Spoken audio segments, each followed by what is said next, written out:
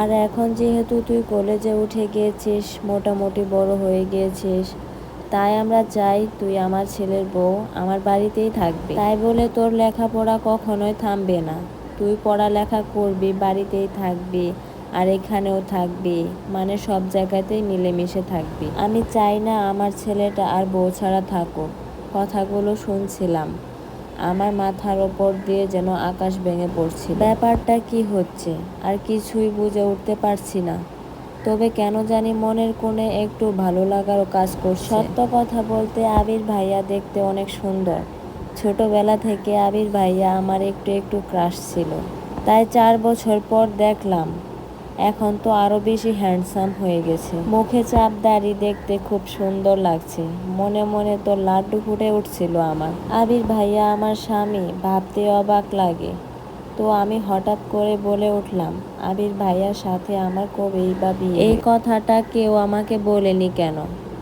এই কথা শুনে আমার ফুপি বলে উঠল, আবির ভাইয়া বলাটা একটু বন্ধ করতো, অনেক শুনেছি। এ কথা আর শুনতে চাই না।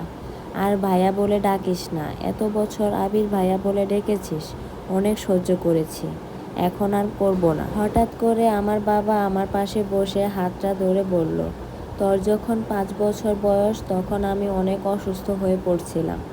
ডাক্তার বলেছিল আমি আর বাঁচব না। এই কথা শুনে আমি অনেক কেঁদেছিলাম।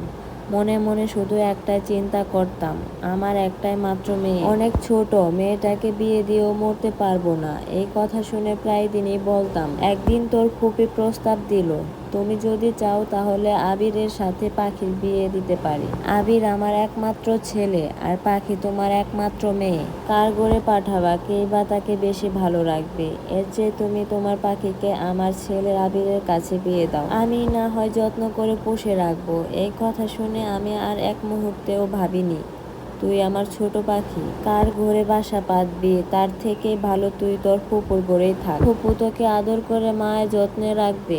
কথাগুলো শুনে খুব মন খারাপ লাগছিল, অনেক কাঁদছিলাম। আমার নাম পাখি, মনে মনে স্বপ্ন দেখতাম ওই মুক্ত আকাশে ঘুরে বেড়াতে, তবে স্বামী হয়ে গেলে কি আর সম্ভব? যাই হোক, কিছুক্ষণ কাঁদার পর সবাই খাওয়া দাওয়া করলো। কিছুক্ষণ পর কাজী আসলো। ছোটবেলা যেহেতু বিয়ে হয়েছে, তেমন ভাবে কিছু হয়, তাই কাজী এসে আমাদের বিয়েটা আবার পড়ালো। আবির ভাই পাশের রুমে বসে আছে, আর আমি হঠাৎ করে কেন জানি মনে হচ্ছে দুনিয়াটা আমার পুরো উলটপালট হয়ে যাচ্ছে। সকাল পর্যন্ত তো সবকিছু ভালোই ছিল।